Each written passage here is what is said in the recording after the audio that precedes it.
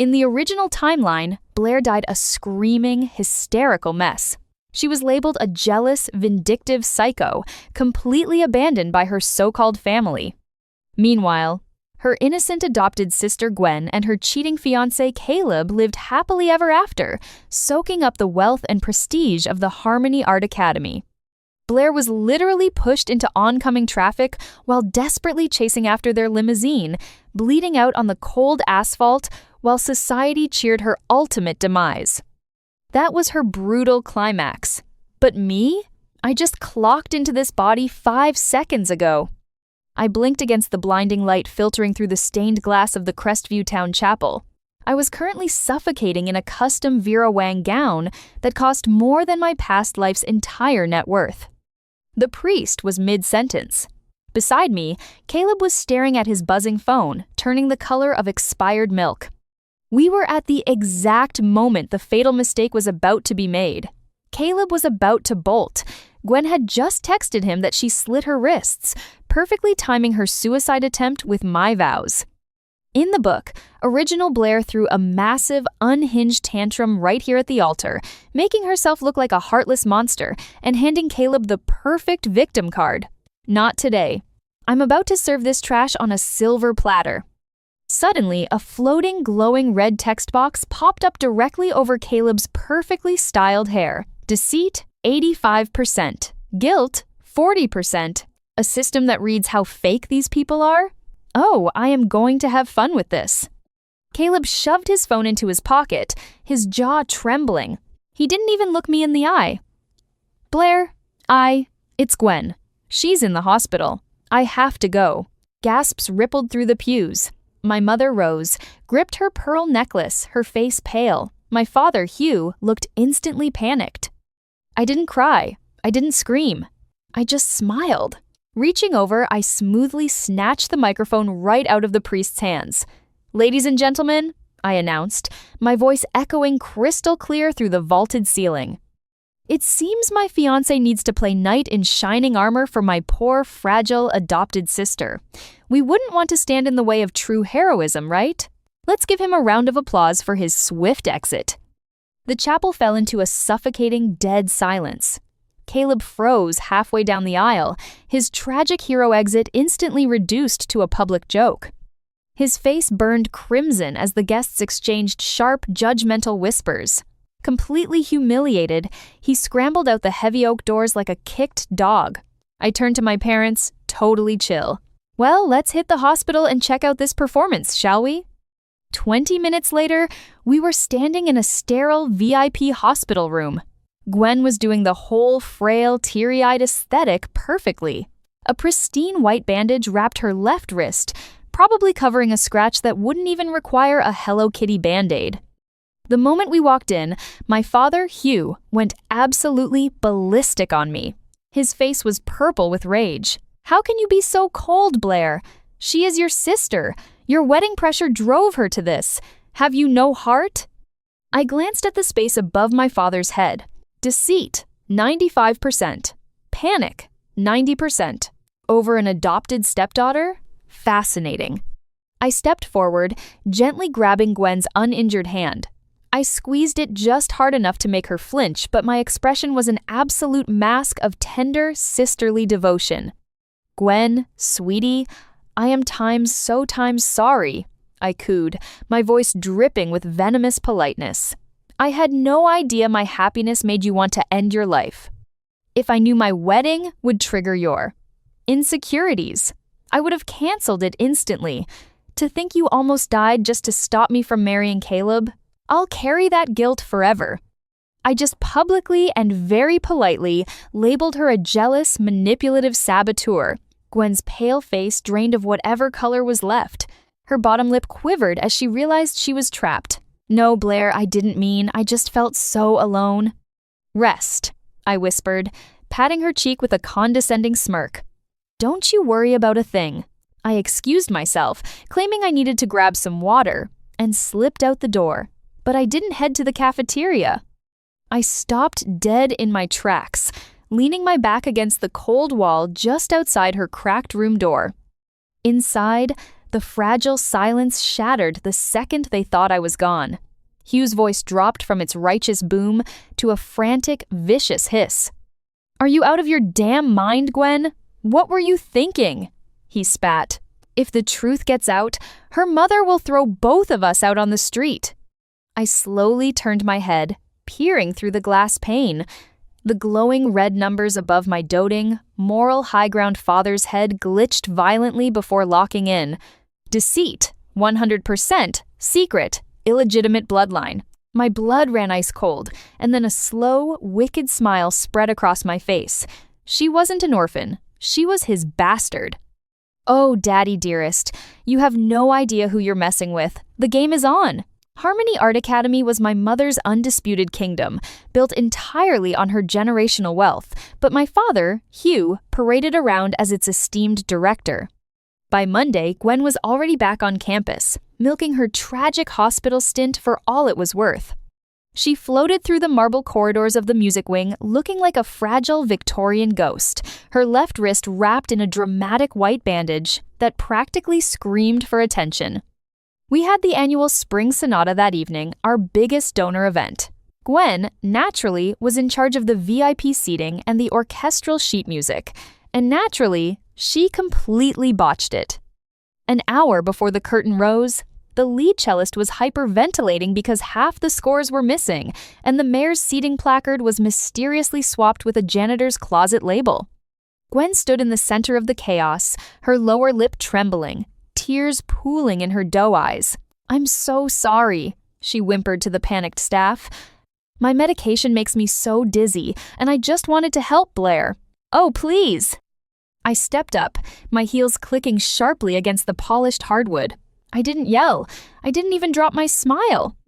I simply pulled out my iPad, airdropped the digital backups of the sheet music directly to the conductor's tablet, and handed a flawlessly revised seating chart to the head usher. It took me exactly 4 minutes. "It's totally fine, Gwen," I purred, patting her rigid shoulder. "We all know administrative work is a bit too mentally taxing for you right now. Why don't you just sit in the back row and focus on breathing? Leave the actual work to the adults." Her nails dug into her palms. The staff visibly relaxed, throwing her looks of thinly veiled annoyance. A perfectly useless damsel in distress is only cute until she starts ruining your paycheck. While they were distracted by the concert, I slipped into my father's locked study at the house. Hugh was a paranoid man, but his passwords were predictably boomer level. A quick bypass on his old backup laptop, and I was digging through years of encrypted folders. My system interface practically hummed in my peripheral vision, guiding my eyes to a hidden offshore accounting file. I clicked it open. Bingo. It wasn't just a DNA test confirming Gwen was his biological daughter, a little souvenir from a trashy affair he had 20 years ago. No, it got so much better. I scrolled down to a folder labeled Monthly Expenses and opened a cluster of wire transfer receipts. Every month, 50 grand was funneled to an account under the name of Martha Higgins's Gwen's supposed deadbeat aunt. Hush money. But it wasn't Hugh's name on the sender line. It was Caleb's. I stared at the screen, a cold, hollow laugh escaping my throat. My charming, spineless fiancé hadn't just been emotionally manipulated by a helpless orphan. He had known her true identity for 2 whole years. He had been actively funding the cover-up, smiling to my face, kissing my cheek, all while protecting his little illicit soulmate. I printed everything out. I didn't shed a single tear. Crying is for people who don't have leverage. At breakfast the next morning, the tension was thick enough to choke on. My mother, Rose, elegantly sliced her grapefruit, oblivious to the vipers sitting at her table. Hugh was refusing to look at me, and Gwen was pushing a single piece of toast around her plate like a torture victim. "Mom, Dad," I started, my voice dripping with sugary innocence. "I've been doing a lot of soul-searching about the wedding incident." 3 heads snapped toward me. Over Hugh's head, a red box blinked. Anxiety, 80%. Gwen's cry for help really opened my eyes. I continued, placing my hand warmly over Gwen's icy fingers. She flinched. She feels so insecure, like she doesn't truly belong in this family. So I think we should fix that. Mom, Let's formally and legally adopt her." The silence that followed was deafening. You could have heard a pin drop on the Persian rug. "I what?" My mother blinked, surprised but touched. "Legally adopt her," I repeated, locking eyes with my father. His face was rapidly draining of blood. "Put her on the family registry. Give her your legal surname, Mom. Let's swear her into the family trust under oath." Hugh started coughing violently, practically choking on his black coffee. Panic, 100%. Fear, legal perjury. If they signed legal adoption papers, Hugh would be committing massive fraud, and if the DNA ever came to light, it would be a criminal offense. They were trapped in their own lie. "That's not necessary, Blair," Hugh choked out, wiping his mouth with a trembling napkin. "We don't need a piece of paper to prove she's family." "Oh, but I insist," I smiled, tilting my head. "It's the absolute least I can do."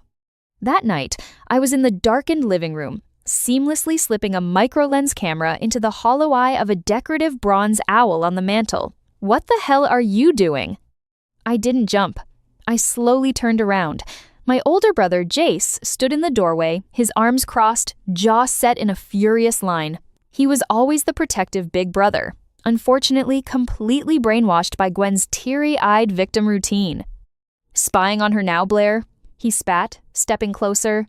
"Hasn't she suffered enough? You humiliated her at the concert, and now you're trying to torment her in her own home. You're sick." I didn't argue. I didn't defend myself. I just picked up the thick manila envelope sitting on the coffee table. I walked right up to him and slammed it hard against his chest. "Read it," I whispered, my voice dead and utterly devoid of emotion. Jace frowned, instinctively catching the slipping papers. He pulled out the DNA test. His eyes scanned the first line, and the righteous anger melted off his face, replaced by pure, unadulterated shock. Then, he flipped to Caleb's bank statements. "Welcome to the real world, big brother." The silence in the living room was so thick, you could carve it with a chainsaw. Jace's eyes darted frantically across the DNA results, then to the highlighted offshore bank statements bearing Caleb's signature. The righteous, big brother anger melted off his face like cheap wax, replaced by a sickening, pale horror. Above his head, the red text flared. Disgust, 98%. Betrayal, 100%. Dad. Jace choked out, the paper trembling in his hands. Dad. And Gwen? And Caleb paid them off? "For 2 years, I whispered back, completely deadpan. I casually adjusted the decorative bronze owl on the mantel, making sure the hidden camera lens was perfectly angled. "Our darling sister is Dad's illegitimate little secret, and my fiancé has been funding the cover-up while picking out our wedding china. Cute, right?" Jace looked like he was going to vomit. Then, his jaw tightened. The golden child illusion was shattered, and honestly, he adapted fast. He looked at me, his eyes turning cold and dark. "What's the play, Blair? We flush them out." The bait was almost too easy to set. The next afternoon, Jace and I stood in the upstairs hallway, perfectly positioned just outside Gwen's slightly ajar bedroom door. "I just got off the phone with Mom's attorney," Jace said, his voice dropping into a loud, conspiratorial stage whisper. "She's finalizing the new trust tomorrow. She's transferring 100% of the Harmony Academy estate and voting rights to you, Blair. Mom said she's done waiting." Through the crack in the door, I saw Gwen's shadow freeze. Panic, 99%, greed, depleting. "Well," I sighed dramatically, "I guess I'll have to start cleaning house. Administrative cuts, you know?" We walked away. I gave Jace a silent high five around the corner. It took exactly 3 hours for the rats to bite. I was walking to my car in the academy parking lot when Caleb ambushed me. He looked pathetic, heavy bags under his eyes, his designer suit wrinkled, smelling faintly of cheap whiskey and desperation. He blocked my car door, trying to summon some fake, masculine authority. "We need to talk, Blair," he demanded, his voice tight. I leaned against my Mercedes, crossing my arms. "Didn't you get enough cardio running out of the chapel, Caleb? What now?" "Gwen told me about the estate transfer," he hissed, glancing around nervously to make sure the parking lot was empty. "Look, I know you hate us." But if you take over the academy, Gwen gets nothing. Give me $2 million from your personal account, quietly, and we'll leave Crestview forever. We won't contest the will. If you don't, I'll go to the board and tell them you drove your sister to a mental breakdown. I actually laughed out loud. It was a genuine, echoing laugh. Let me get this straight, I smirked, tapping my chin. You want to extort me, using my family's money, so you can run away with my dad's bastard? Caleb, you couldn't intimidate a houseplant. Get out of my way before I run you over. I shoved past him, leaving him stammering on the pavement. They were completely out of options, which meant Gwen was about to do something incredibly stupid. I didn't have to wait long. That evening, I was walking up the grand marble staircase at home. Gwen was standing at the top landing, shivering like a wet chihuahua. When she saw me, her eyes went wide, feral, and desperate. "You're trying to ruin me!" she shrieked, totally dropping the innocent victim act. "You want to take everything!" Before I could even blink, she grabbed her own shoulders, let out a blood-curdling scream, and threw herself backward. She tumbled down the carpeted stairs, landing in a pathetic theatrical heap on the mid-level landing. "Blair, why did you push me?" she wailed, sobbing hysterically, clutching her ankle. Right on cue, the heavy oak doors of the study slammed open. Hugh rushed out, taking in the scene. His illegitimate daughter sobbing on the floor, and me, standing above her, completely unfazed, casually checking my manicure. "What have you done?" Hugh roared. He charged up the stairs, his face contorted in absolute rage. "You vicious, jealous brat! I should have kicked you out of this house the moment you started this bullying campaign." He lunged at me, raising his hand high, fully intending to slap the teeth right out of my mouth. I didn't flinch. I just reached out and caught his wrist mid-air. My grip was like iron. Hugh gasped, shocked by my resistance. "Careful, Dad," I whispered, my voice dripping with ice. "You're going to give yourself a heart attack." I pulled my phone from my blazer pocket with my free hand. "By the way, you guys are really loud when you argue in the living room. Let's have a listen." I hit play. The audio from my hidden camera blasted at max volume, echoing off the high ceilings. "You spineless, useless old coward." Gwen's recorded voice shrieked. "You promised me her life. You promised me the academy." Then, Hugh's recorded voice, frantic and cold. "Shut up. If Rose finds out you're my kid, we are both dead. I'll tell her you forged the DNA. I'll throw you under the bus so fast, Gwen, I swear to God." The audio faded into a suffocating dead silence. The color literally drained from Hugh's face, leaving him looking like a bloated corpse. Gwen stopped her fake crying, her jaw dropping open in sheer terror.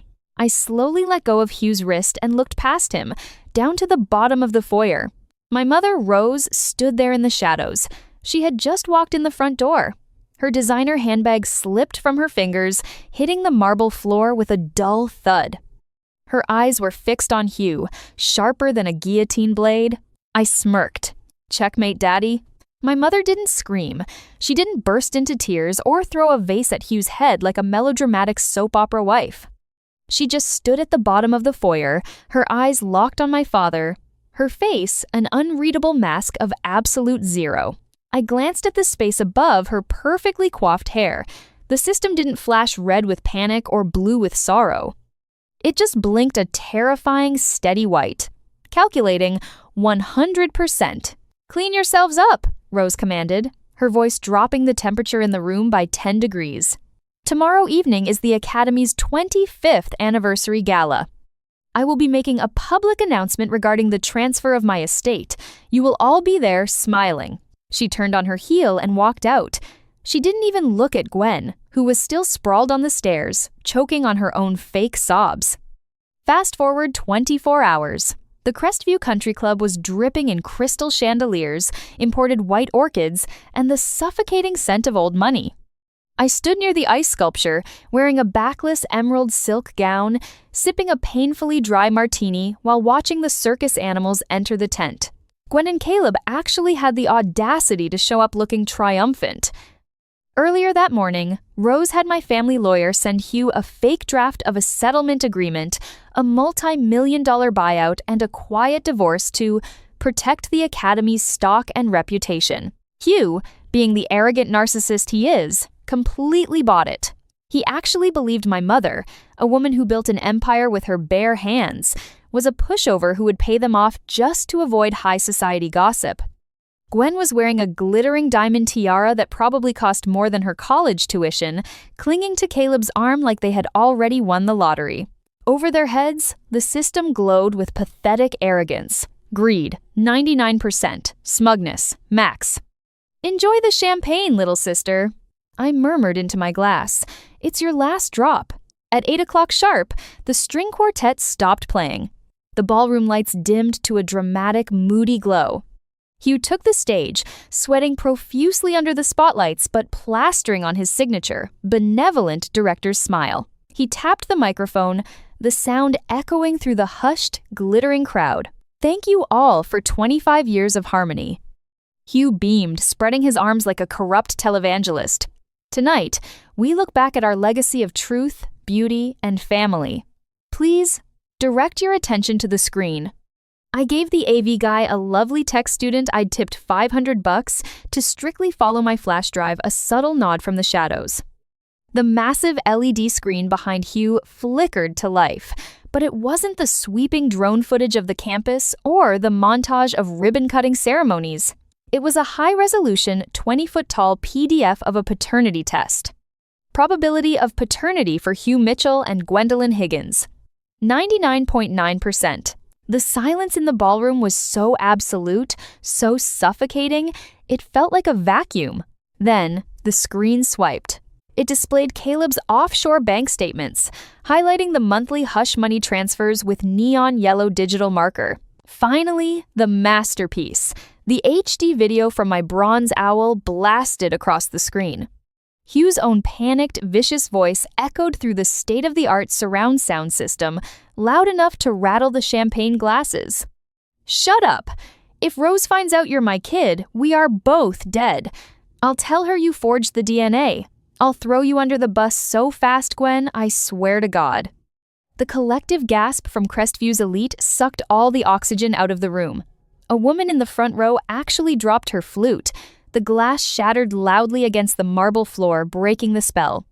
Whispers erupted into a deafening, chaotic roar of disgust. Camera flashes from the local press started firing like strobe lights. Hugh scrambled backward, tripping over the mic stand. He looked like a cornered rat. "Turn it off!" he shrieked, his face a terrifying shade of magenta, sweat pouring down his forehead. "It's fake. It's a deep fake. I am the director of this academy. Rose, tell them, half of everything here is mine by marital right. You can't do this to me." My mother walked calmly up the steps to the stage. She didn't look like a betrayed victim. She looked like a reigning queen stepping up to the guillotine. She reached into her designer clutch, pulled out a thick stack of legal documents, and slapped them directly against Hugh's chest.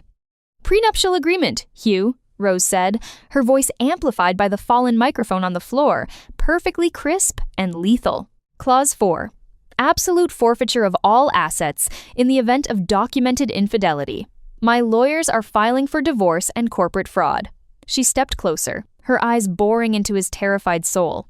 "You don't get a dime." Below the stage, the system above Gwen's head went critical, glitching violently. Sanity, 0%.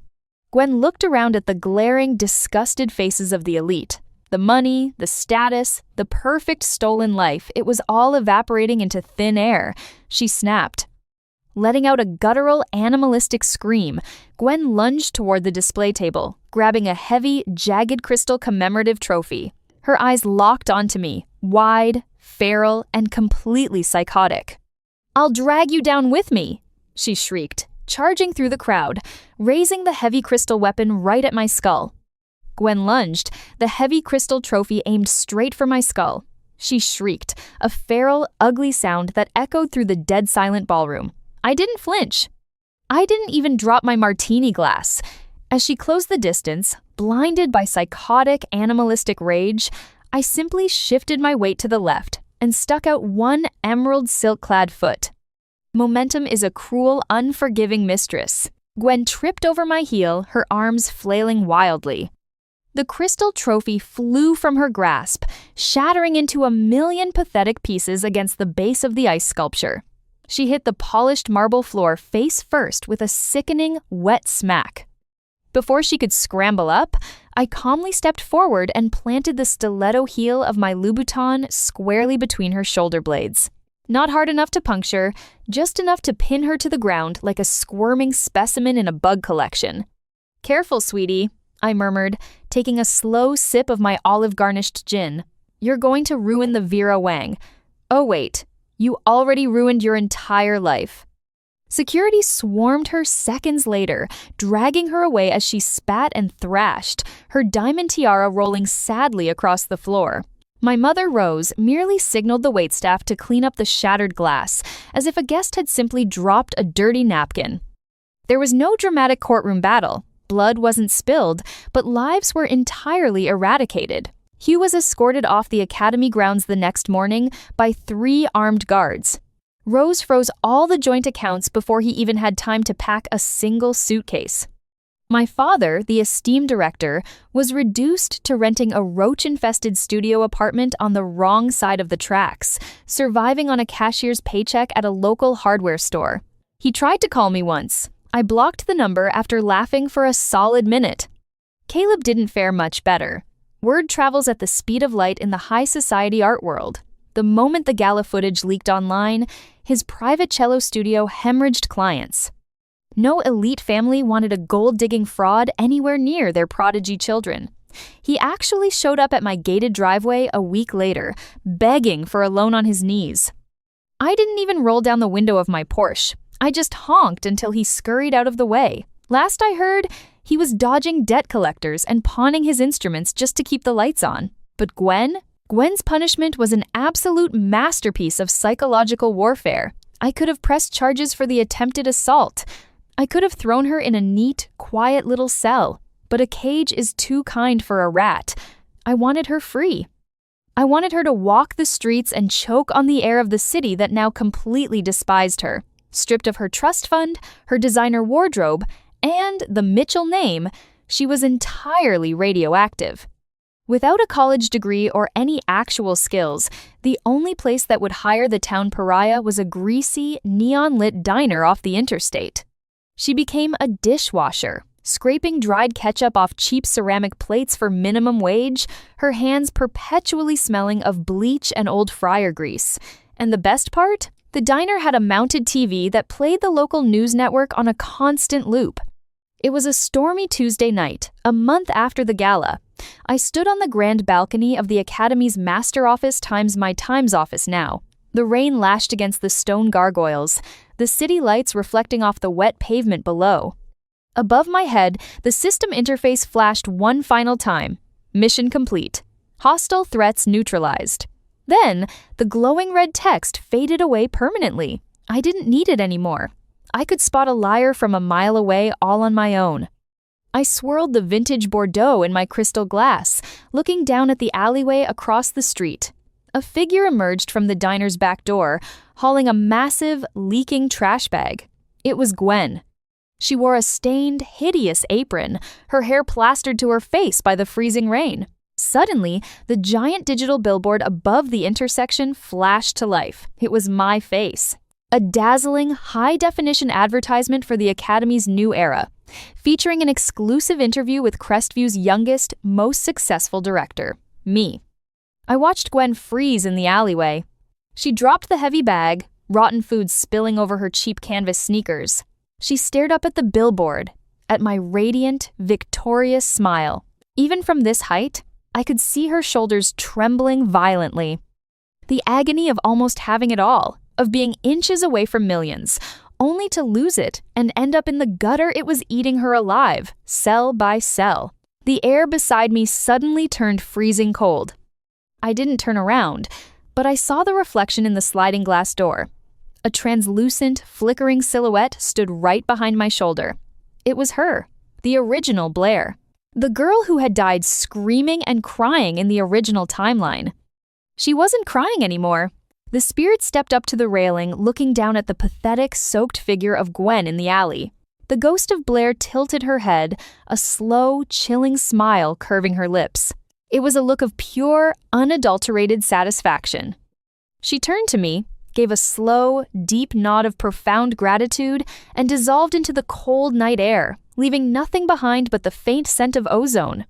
I turned back to the balcony ledge, raising my glass in a silent toast to the empty sky. Then, I looked down at the miserable wretch shivering in the alleyway. I took a slow, decadent sip of my wine, my eyes gleaming in the dark. Game over.